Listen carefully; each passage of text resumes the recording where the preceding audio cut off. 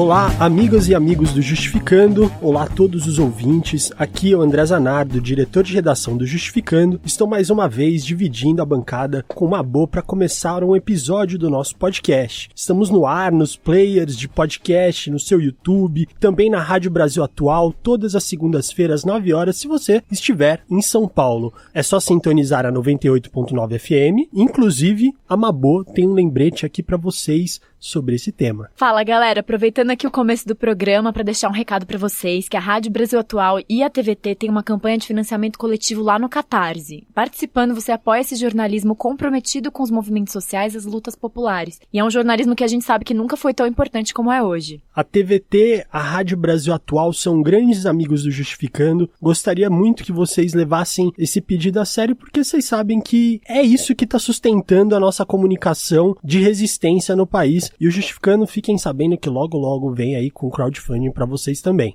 Para vocês colaborarem na campanha da TVT com a Rádio Brasil Atual, vocês entrem no www.catarse.me/TVT. Não deixe também de contribuir para manter essa programação do ar aqui, que está sendo muito bom pra gente. Bom, recado dado, e eu tava olhando os comentários do programa anterior aqui no YouTube, e vira e mexe tem algumas pérolas, como a do Rafael Argolo, que mandou. Excelente programa! Gente, a voz e dicção do Adilson, ele tá falando do Adilson Moreira, é um misto de dublador do Discovery Channel com assistente do Waze. O Adilson é fantástico. Ele mandou uma mensagem pra mim e falou assim, cara, a minha voz estava fantástica.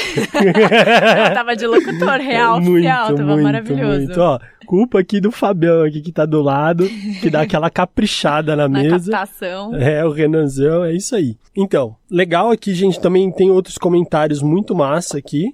Da Ganesha Stefanes, ela manda assim, oiê pessoal do Justificando, vim dizer que realmente eu gosto muito do trabalho de vocês, queria agradecer pelo tanto que o Justificando me ajudou a ficar mais antenada no que tá rolando no Brasil e no mundo. É isso aí. Tem um outro aqui, é o Igor. Igor. O sobrenome dele é Num Miserê Só. Ele falou assim, eu escuto o Justificando fazendo almoço ao som do episódio 24. Tem o Rafa aqui também que falou que trabalha enquanto ouve os podcasts do Justificando. Quando tá almoçando, só tem que tomar cuidado pra não dar indigestão, dependendo do tema. É verdade. É verdade. Mas a gente até que tá bonzinho, né, ultimamente, tá tranquilo até. Bom, como na semana passada, hoje a gente trouxe também uma pesquisadora peso pesado para conversar com a gente. Tenho aqui do meu lado Isabela Calil, antropóloga, professora da Fundação Escola de Sociologia Política, coordenadora do Núcleo de Etnografia Urbana, pesquisadora sobre a extrema-direita no Brasil, com foco no bolsonarismo. Muito bem-vinda, Isabela, obrigada por ter vindo aqui participar do programa. Obrigada, André, obrigada, Mabô. A Isabela, ela coordenou uma pesquisa, fez um grande levantamento de dados nas ruas e nas redes sociais. O primeiro foi realizado no acampamento da Fiesp, em São Paulo, no ano de 2016, junto com outras manifestações em apoio ao impeachment. O último levantamento foi realizado durante o primeiro turno das eleições de 2018. Ao todo, ao longo desse período, foram ouvidas mais de 1.000 pessoas. Estamos aqui, então, com uma mulher que tem conhecimento sobre quem são esses membros da nova direita que emergiu aí com o Bolsonaro. Bom, antes de começar o papo com a Isabela, queria agradecer, como sempre, nosso editor Renan Almeida, Crivella Advogados e nosso captador aqui, o Fábio, da Rádio Brasil Atual. Vai, Fabião! Voa, bruxão!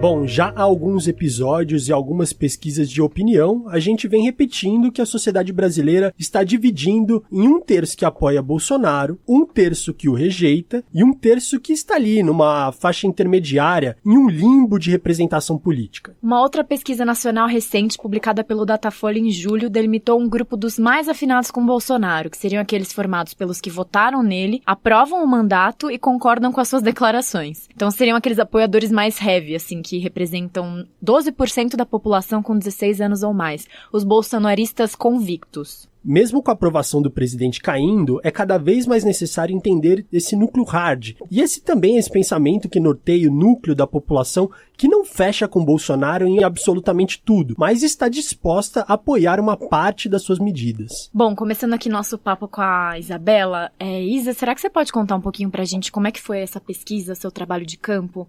Então, Mabô, a pesquisa, eu já vinha observando alguns grupos em manifestações de rua já a partir de 2013, e aí, ao acompanhar esses grupos, o que a gente viu, na verdade, a partir de 2013, era o que, num determinado momento, a gente passou a chamar de nova direita, né? Então, basicamente, os 3 principais grupos, MBL, Revoltados Online, vêm pra rua. Uhum. E o que acabou acontecendo é que, ao olhar diferentes manifestações, eu comecei a perceber que havia uma espécie de direita da direita. Então, ou seja, além desses grupos e desses, obviamente que não eram só eles, mas representados um pouco por essas perspectivas, começaram a aparecer, ainda que de maneira muito pequena e não eram grupos majoritários, pessoas críticas a esses grupos, né? Então, era uma tentativa quase que de dizer, bom, essa direita não nos representa, a gente quer uma coisa diferente, né? E esses grupos, eu comecei a conversar com pessoas dessas perspectivas a partir do acampamento da Fiesp.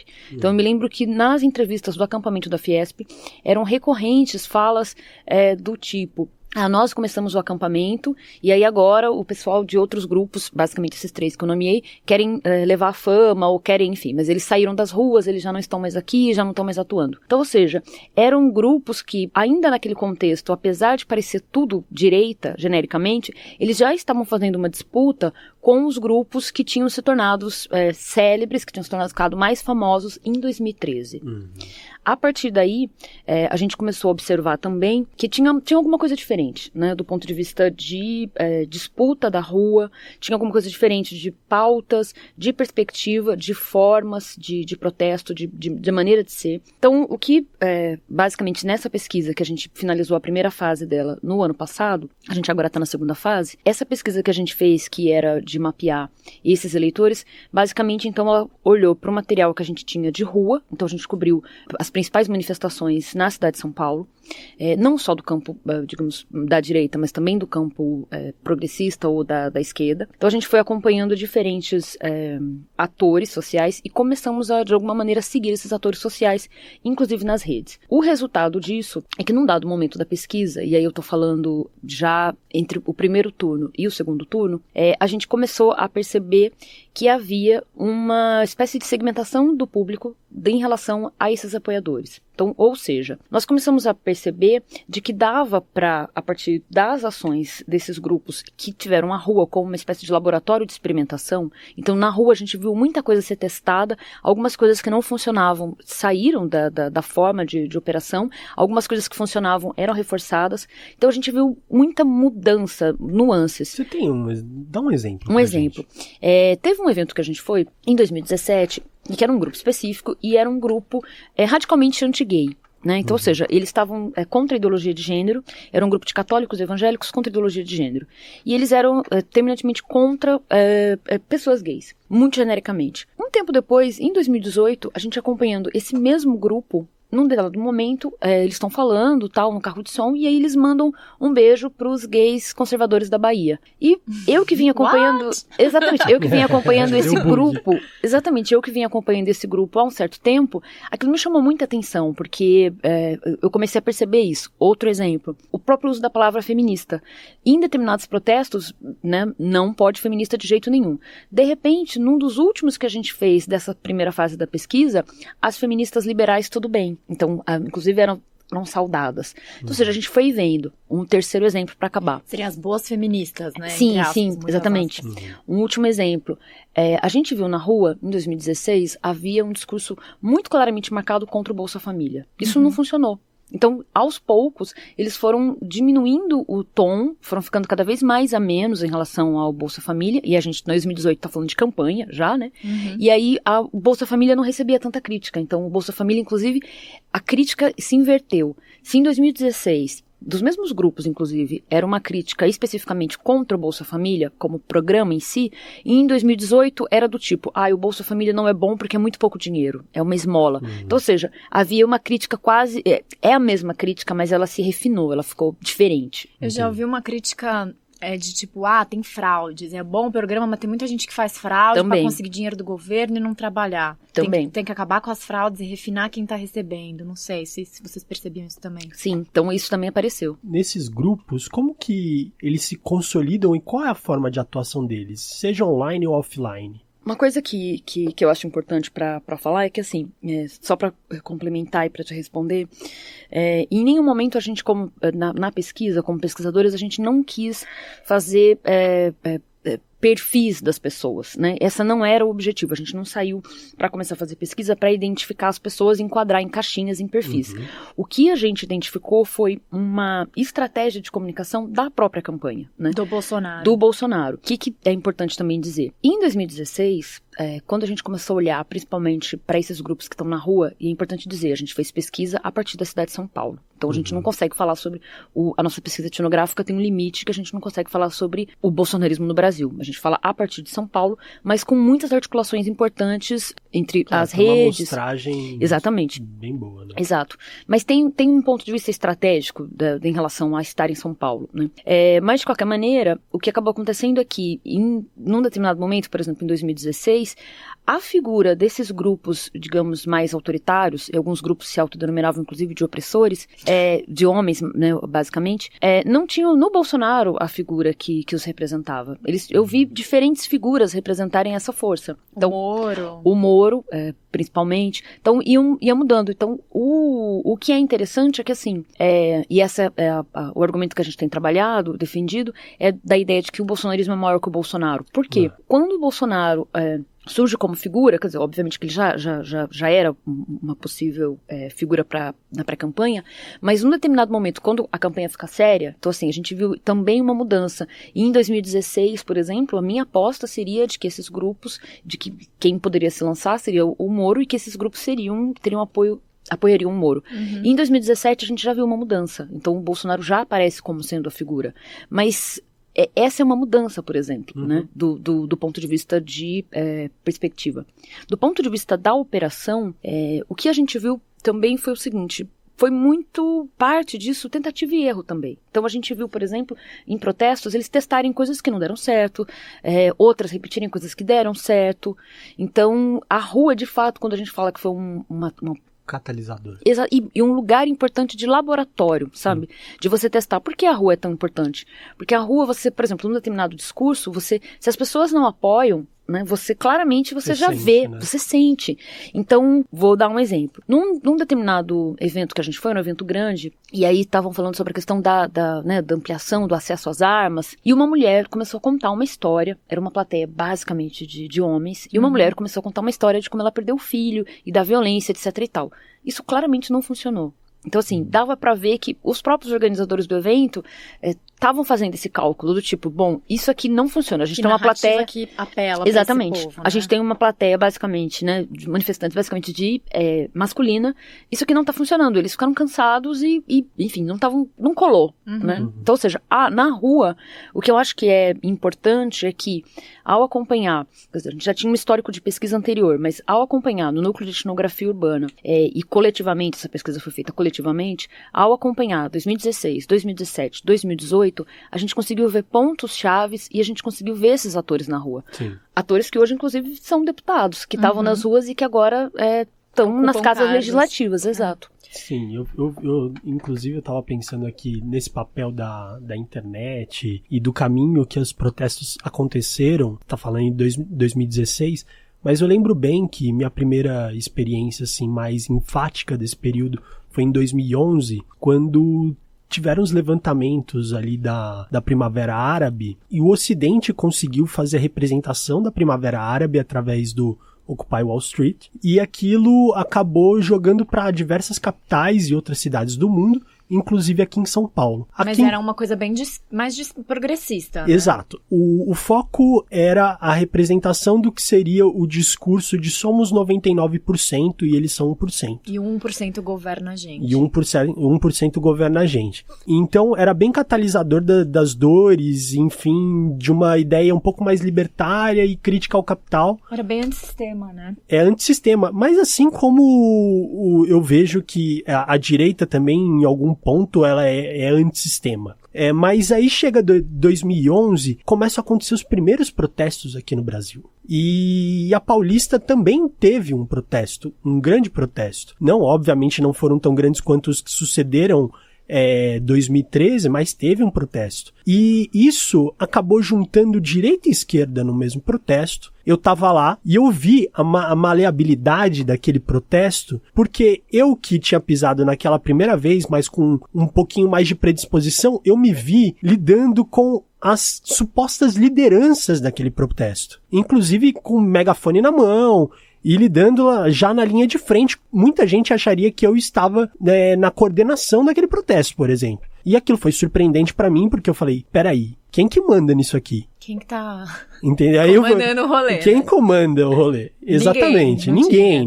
Na verdade, foi a junção espontânea que eu vi muito catalisado na ideia que no Occupy Wall Street eles começavam a levantar placas, inclusive mostrando redes sociais. Tipo assim, mostrando Yahoo, Facebook, Twitter, qualquer forma de você demonstrar uma ideia. E aquilo acabou jogando pra gente a possibilidade de horizontalizar essa relação. E foi culminar aqui em São Paulo, teve um acampamento que foi o Ocupa Sampa, ficou 4, 5 meses o pessoal embaixo do Vale do Anhangabaú com a mesma proposta do Occupy Wall Street, e o pessoal que estava no Ocupa Sampa acabou sendo uma das lideranças do 2013. Então é um grande processo. Então a rua começa a se formar em 2013 com uma base já horizontal, que lhe dá, por exemplo, no MPL, na força do MPL, e também na direita. Como que você vê, como que está o estágio de organização social da direita no período que você pega para analisar?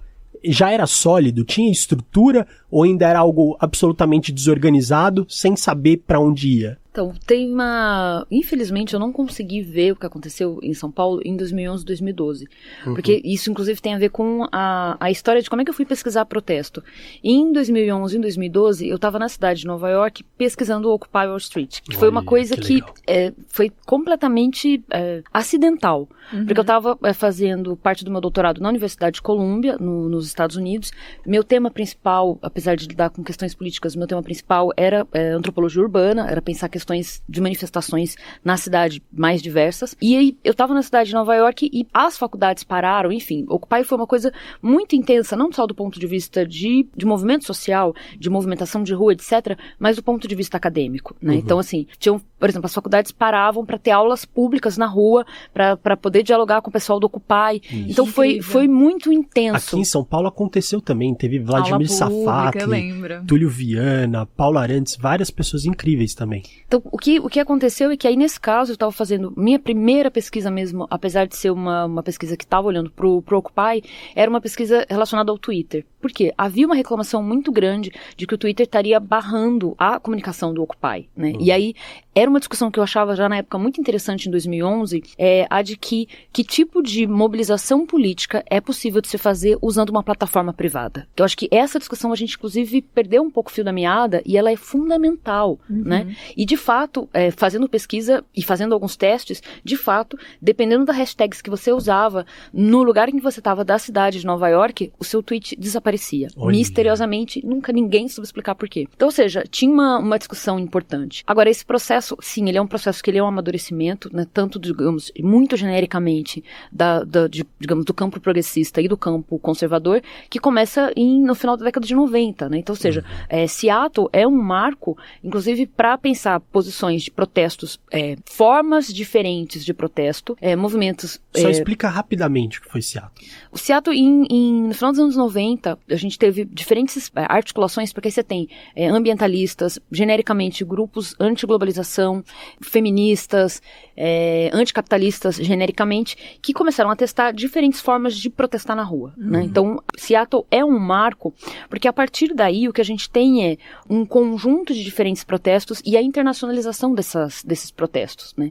Então, a partir daí você tem inúmeros, digamos, manifestações que vão aparecendo, que nascem inicialmente para dar uma resposta às políticas neoliberais que estavam sendo implementadas nos anos 90 e aí já na década de 2000 e que tem uma posição anticapitalista e antiglobalização. O que acaba acontecendo é que esse impulso, inclusive essas formas, né, de fazer protesto, então, ou seja, como é que você usa os meios de comunicação, que tipo de articulação você tem, e aí, enfim, apareceu, por exemplo, nesse contexto, as táticas black blocs. Então, como você, na verdade, pensa a mobilização política de massa na rua, mas também com interação com as redes sociais.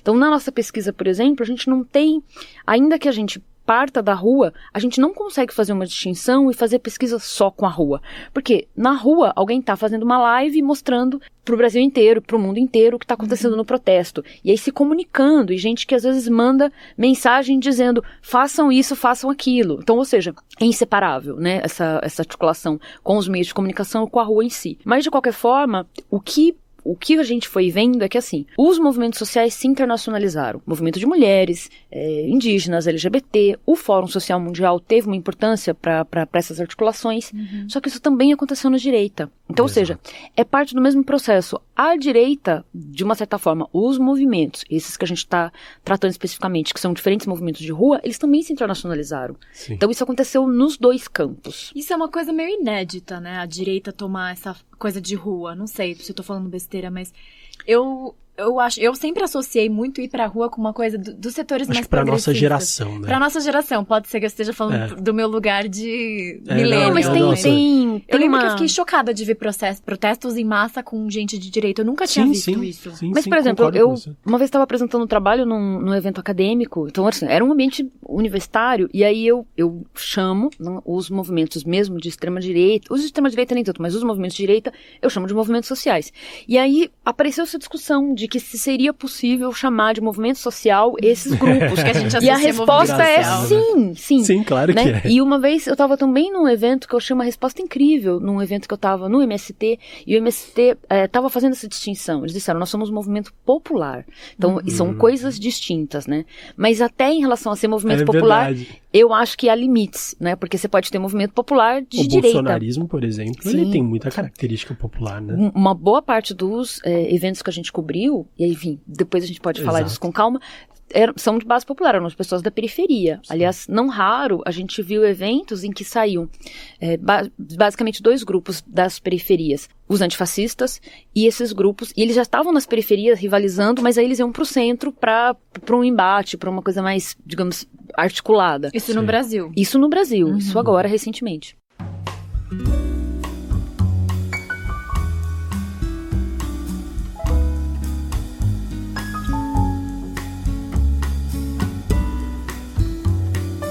Bom, Isa, aproveitando que você estava falando, né, dessa coisa da direita se começar a se organizar, assim como a esquerda sempre se organizou e começar a ocupar a rua, a princípio em 2013, 2011 ainda era uma coisa meio fluida, assim, não era direita em peso, era uma coisa que a gente ainda não entendia exatamente o corpo que ia tomar, e como o André falou, era meio desorganizado, não tinha uma liderança clara. Qual que você acha que foi o estopim para a direita no Brasil começar a ocupar a rua? O que foi o gatilho pra essa galera colar em peso e começar a assustar a gente no domingo na Paulista?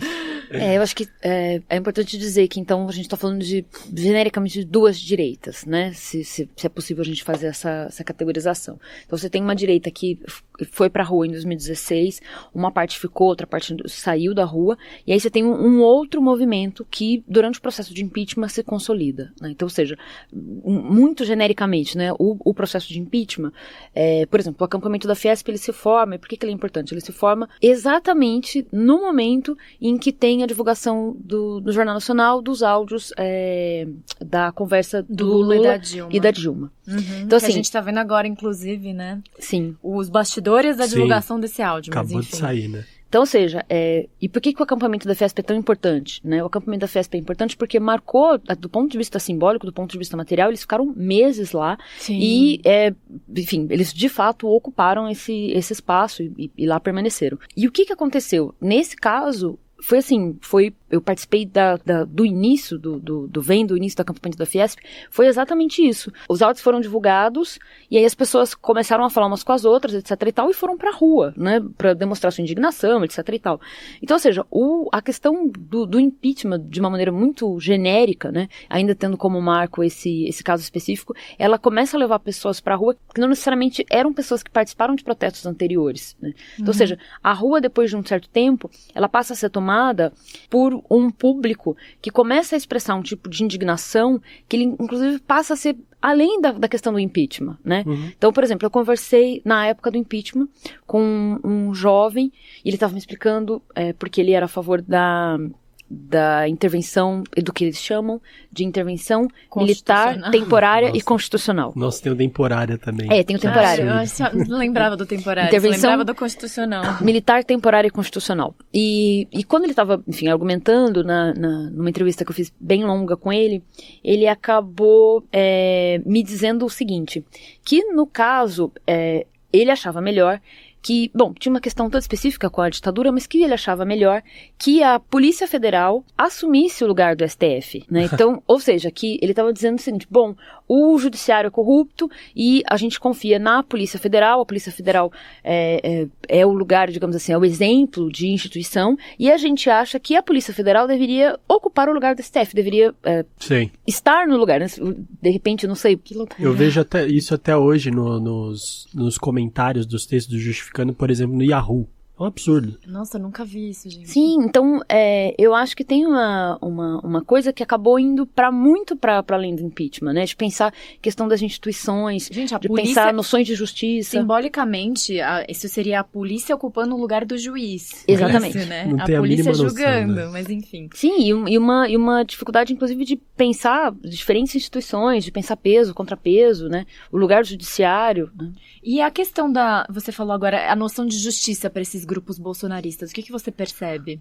Bom, tem uma coisa que a gente foi aparecendo na pesquisa, que inicialmente, isso ainda lá para 2015, ainda fazendo pesquisa, eu comecei a olhar para os materiais que a gente tinha de campo, etc., e supor, né, que esses grupos, a gente podia dizer que eram grupos anti-direitos humanos, né, porque tinha um discurso muito forte contra, né, direitos humanos, então comecei a entender que esses grupos eram anti-direitos humanos. Aos poucos, eu fui vendo que, na verdade, não dá para dizer que esses grupos são anti-direitos, né, porque esses grupos, inclusive, em alguns casos específicos, eles estão pleiteando ampliação de direitos específicos, já explico, mas eles não são contra direitos no absoluto.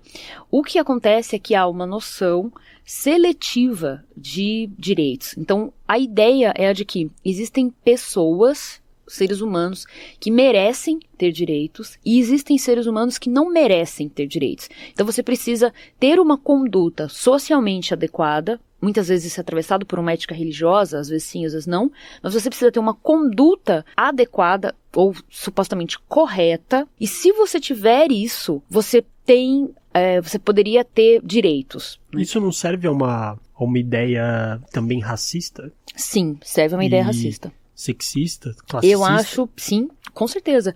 Inclusive, essa ideia, e aí foi, por exemplo, observando alguns grupos dentre dos diferentes perfis, os 16 perfis, há um perfil específico que são os monarquistas. Os monarquistas são um grupo que ajudaram, eles responderam algumas lacunas da pesquisa. Porque se a gente for pensar... Você conseguiu entender esses caras? Então, eu tenho uma hipótese a respeito dos monarquistas, que é a seguinte, os monarquistas, eles são um grupo pequeno, do ponto de vista numérico da pesquisa, mas eles foram fundamentais para a gente entender o seguinte. Ao conversar com monarquistas, bom, os monarquistas têm muito diverso. O Filipe de Orleans e Bragança é monarquista e uma pessoa ali na Fiesp, no domingo, ou na Paulista, é monarquista. Então, existem monarquistas e monarquistas.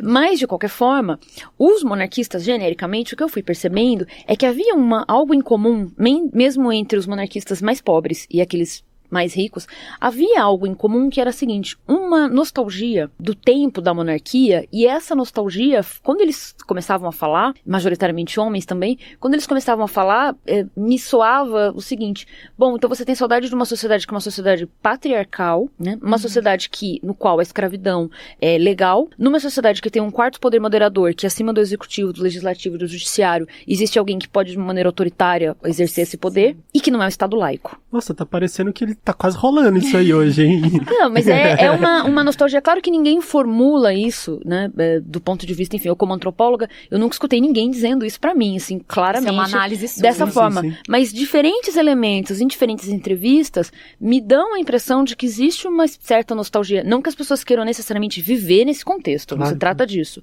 Mas há uma certa nostalgia de que, digamos, num processo histórico, a gente perdeu muitos desses elementos, não poderia ter perdido tudo. Então, por exemplo, a ideia de ter um quarto poder moderador, porque o judiciário, principalmente o STF, é visto como sendo muito... É algo que precisa ser regulado. E que, enfim, que dá a última palavra para questões que são relacionadas a moralidades, conservadorismo, etc., e que isso não é bom, né? Isso não traduz um pouco de quando o pessoal fala do Bolsonaro, agora vocês vão ter que engolir, ele que tá no poder, ele tem que fazer, ele pode fazer tudo, vocês que não estão entendendo que ele tá no poder. Ele que fala, eu ganhei, pô. Eu ganhei, né? É um pouco disso, né? É de uma ideia meio monarquista, no final das contas. Então tem uma própria, até uma noção de família, né? De pensar a questão do lugar das mulheres, a questão da família, de pensar, de se estruturar como um clã. Então, ou seja, eu acho que tem uma inspiração, digamos, nesse contexto. Então, ou seja, tem alguns grupos que a gente pesquisou que, apesar de serem muito pequenos, eles nos ajudaram a entender determinadas coisas, né? Então, há essa nostalgia. No Brasil a gente não tem muito, mas fora do Brasil há outros grupos que têm nostalgia com o período das cruzadas, por exemplo. Né? Pelo menos eu ainda não peguei, do ponto de vista de pesquisa, ainda não me deparei com pessoas que estão numa nostalgia do tempo das cruzadas, mas isso já existe. Não, e é louco que nesse caso, por exemplo, em relação à ditadura, as pessoas falam, porque meu avô viveu a ditadura e disse que era ótimo. Nesse caso, ninguém viveu a monarquia. Ninguém viveu tem ninguém a próximo de referência para eles se sentirem saudade desse passado glorioso, suposto. Sim, mas é uma certa nostalgia. Eu acho que mesmo, né, no caso pensando principalmente da questão do racismo, da escravidão, é uma nostalgia de uma sociedade que é desigual e que ela trata de maneira diferente determinados grupos, né? Então, e que inclusive justifica isso, né? Então, claro que a gente tem uma discussão super importante, que é o quanto de fato a gente ainda tem os impactos da escravidão no Brasil contemporâneo. Sim. Então, ou seja, não é necessariamente também só uma saudade específica daquele período, mas uma saudade de um momento em que você, enfim, que, por exemplo, que do ponto de vista étnico-racial, o Brasil tinha uma outra configuração.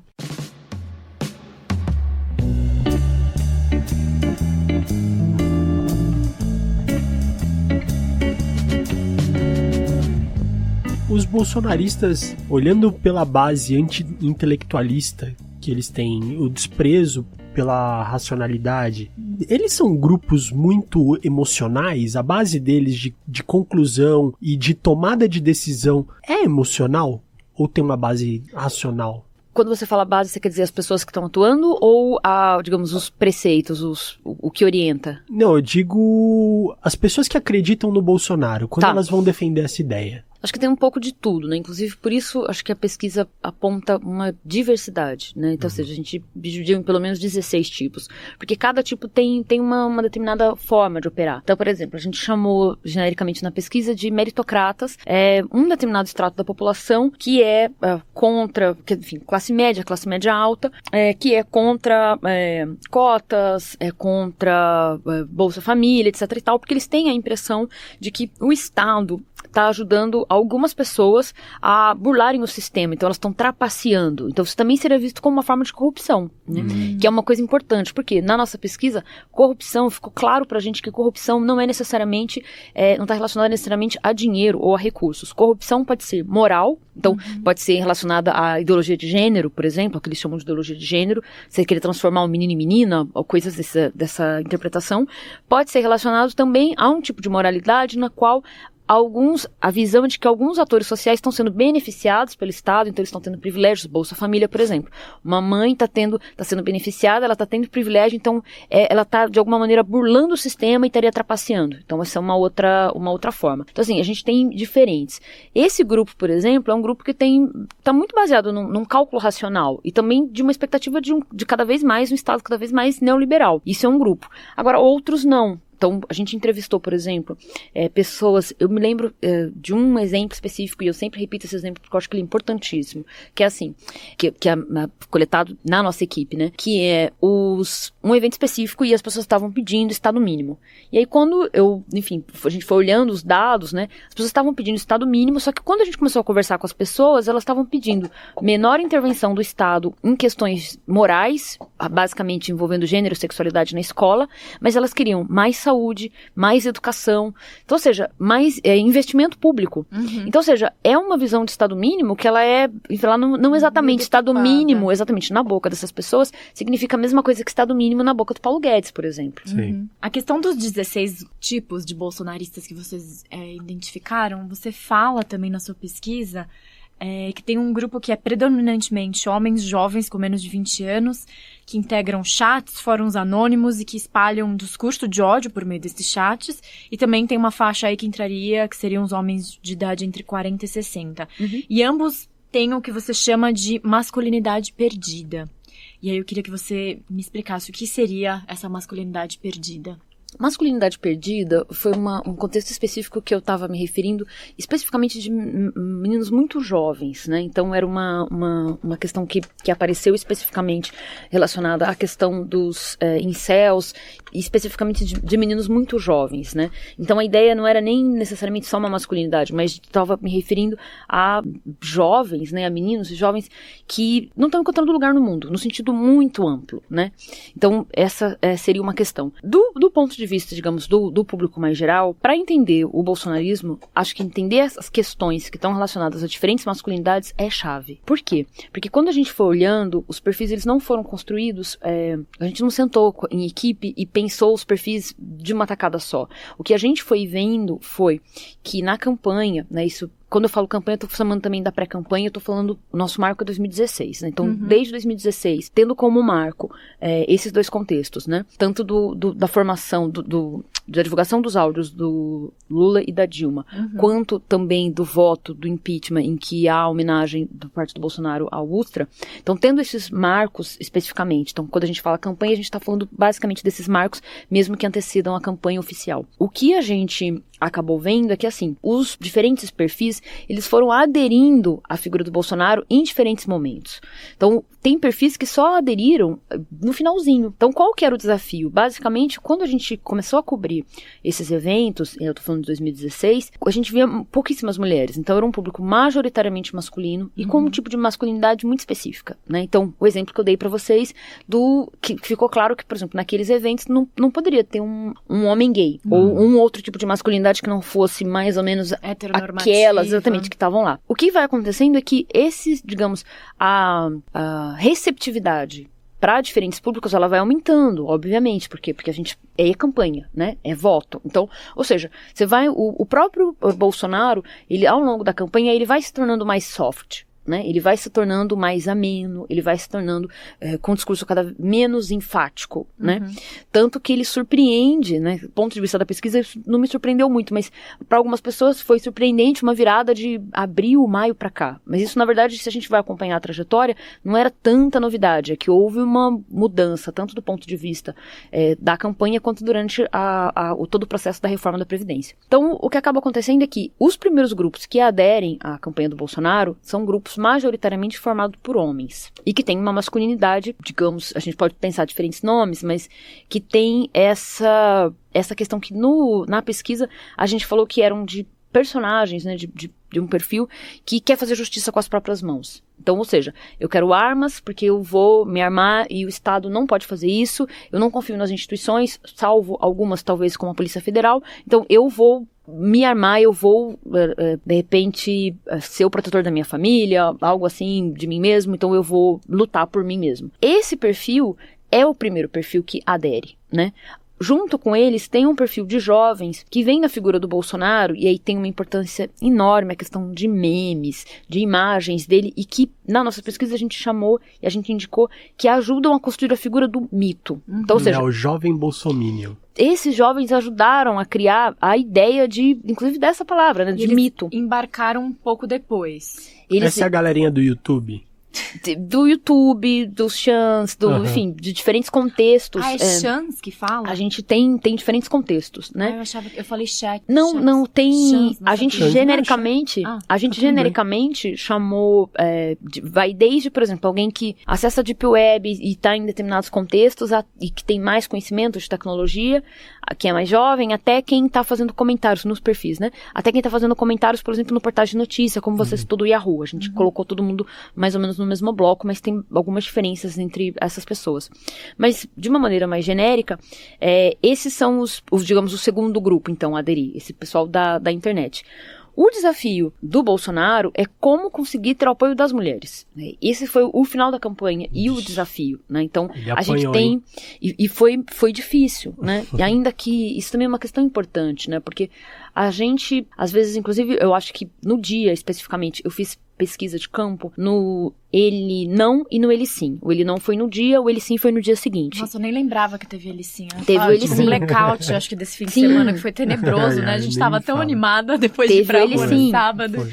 Depois foi um desastre. E eu acho que tem uma certa... Acho que talvez... Eu acho que a gente teve análises muito apressadas sobre o ele sim. Talvez no limite, dependendo se o Bolsonaro tivesse conseguido ter o apoio mais rápido das mulheres, que demorou um pouco, talvez ele tivesse, no primeiro turno, ganhado. Eu não sei. É difícil a gente fazer esse tipo de previsão. Mas, de uma certa forma, conseguir o apoio das mulheres foi algo que demorou mais. E a facada, hein? O papel da facada nisso tudo? Então, o papel da facada tem uma questão que foi a seguinte, isso pra gente, pra pensar os perfis, foi primordial, que foi assim, uma coisa que a gente pode se perguntar do ponto de vista de pesquisa. Como é que alguém, uma figura, consegue ser tão multifacetada? Porque a gente na pesquisa trabalhou com a ideia de caleidoscópio, né? Então, ou seja, o Bolsonaro, ele não era, pelo menos na campanha, não era uma pessoa, ele era um caleidoscópio em que cada grupo desses via um Bolsonaro diferente. Então ele tinha uma imagem que atraía cada setor específico. Exatamente. Isso foi estratégico também, né? Sim. Estratégico de utilização das estratégias de Steve Bannon é praticamente isso, né? Agora, como isso aconteceu? Isso aconteceu da seguinte forma. Primeiro, exposição pública. Então, por exemplo, ele na televisão, num determinado debate, todo mundo assistindo a mesma coisa.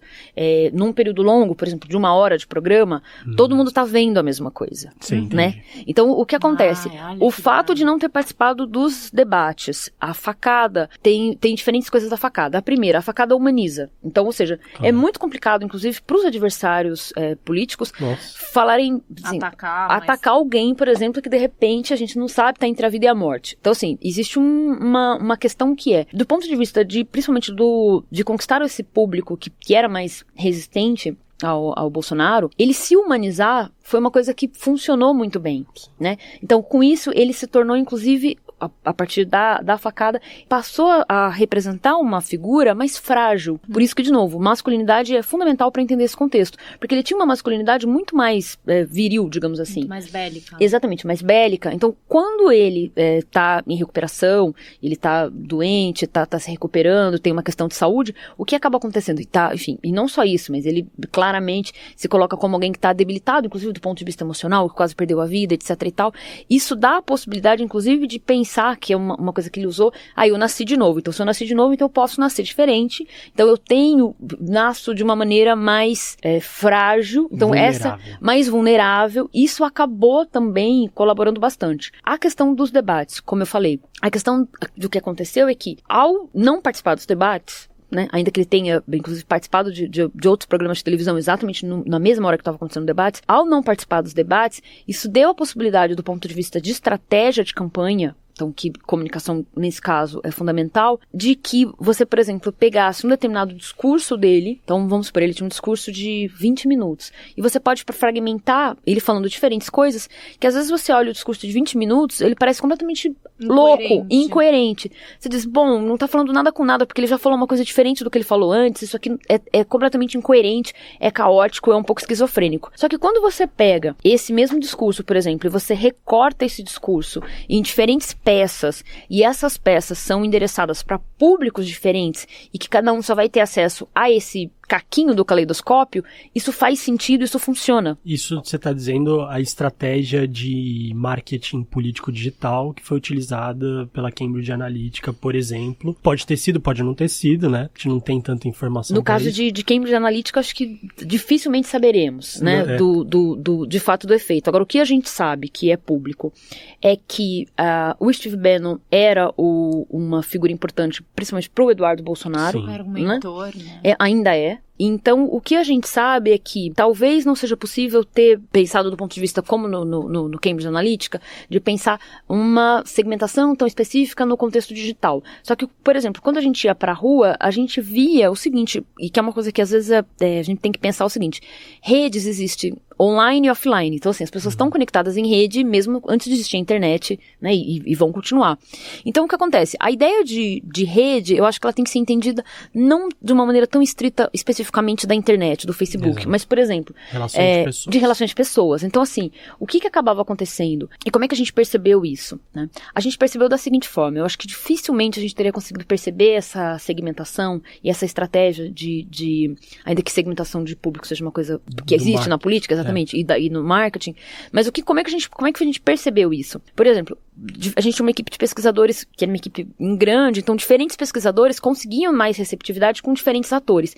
E aí o que acaba acontecendo é que, assim, eu, como professora e um pouco mais velha que os meus alunos, não tão mais velha, eu acabei, por exemplo, quando eu estava em campo, eu acabava sendo recebidas por mulheres que são mais ou menos da minha idade. Que se identificavam ali com a sua pessoa. Exatamente. Então, ou seja, o que eu acabei percebendo é que, do ponto de vista da rua, existia isso, né? E no caso, por exemplo, de determinados contextos, eu nem sei se era uma estratégia tão racional assim, mas é uma coisa que acontece, a gente convive entre pares, né?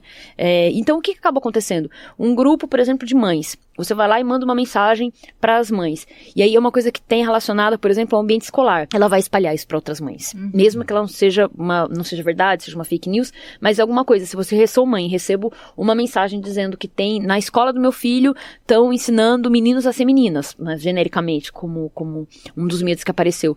Eu vou espalhar isso para as outras mães. Então, não precisa necessariamente ter uma super, digamos, estratégia específica digital, né? Existe uma estratégia que está no cotidiano e que foi aproveitado.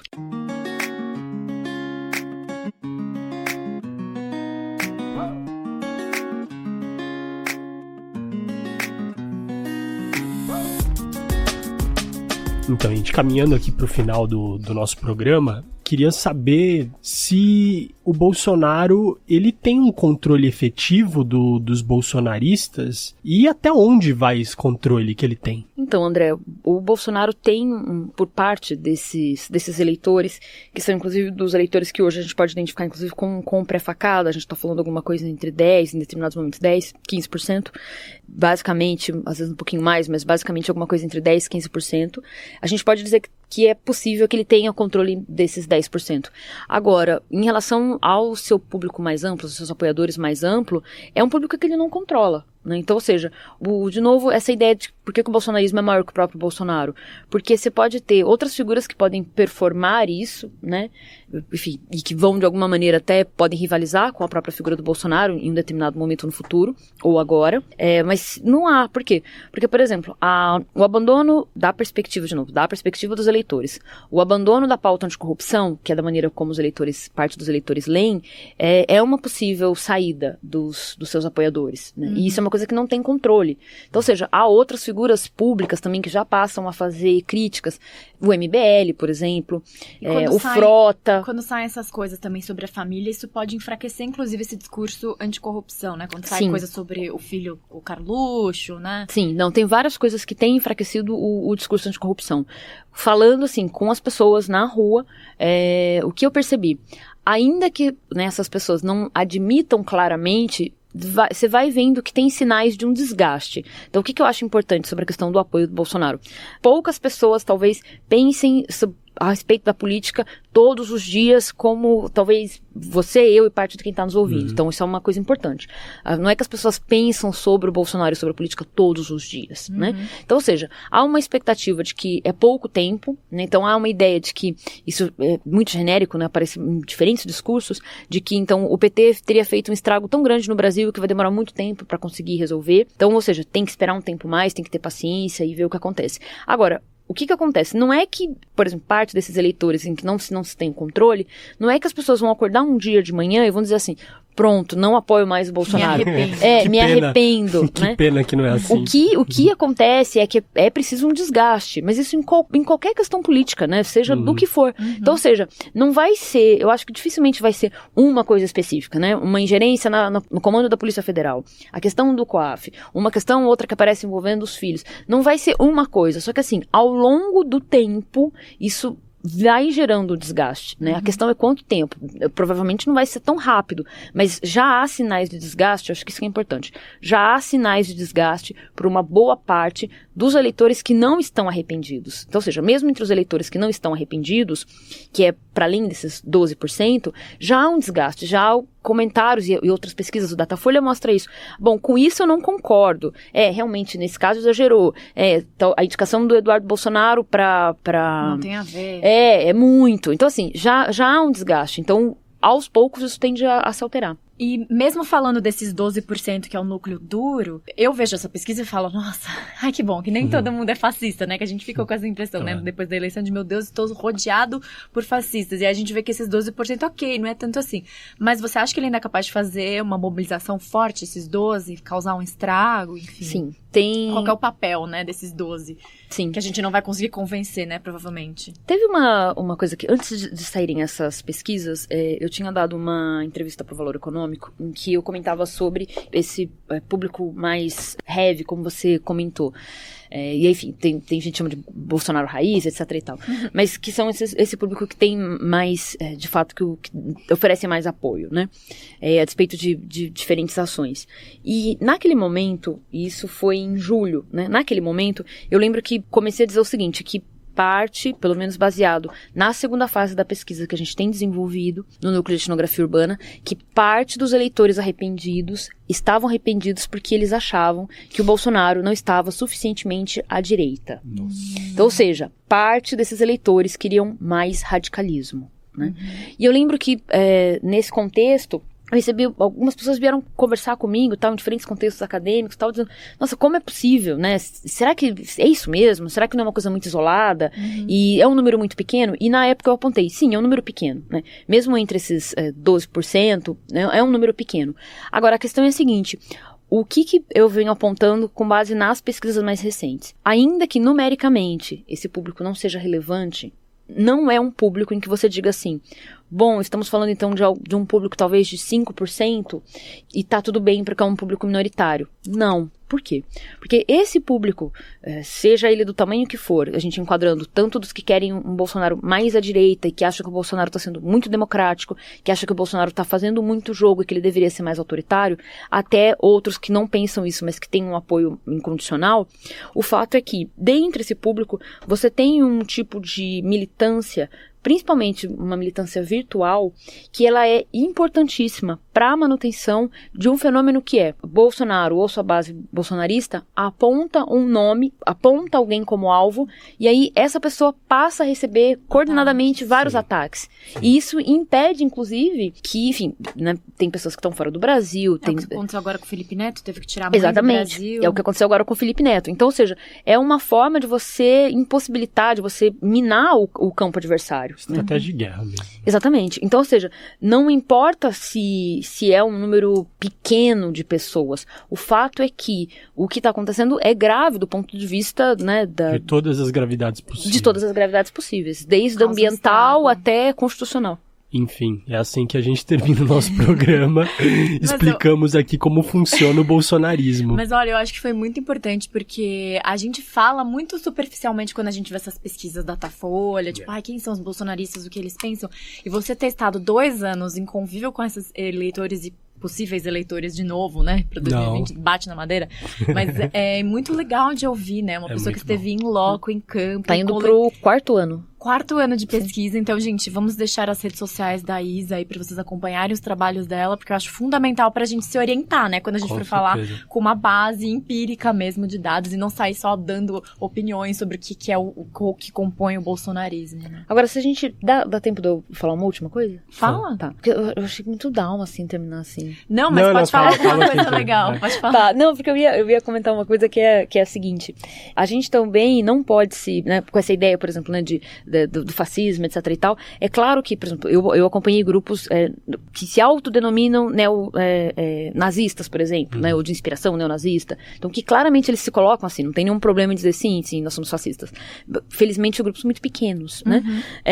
Mas, o que acontece? Eu acho que, olhando, né, para esses diferentes grupos, eu diria uma coisa que é a seguinte, a gente não pode tomar as redes sociais como parâmetro para a vida. Por quê?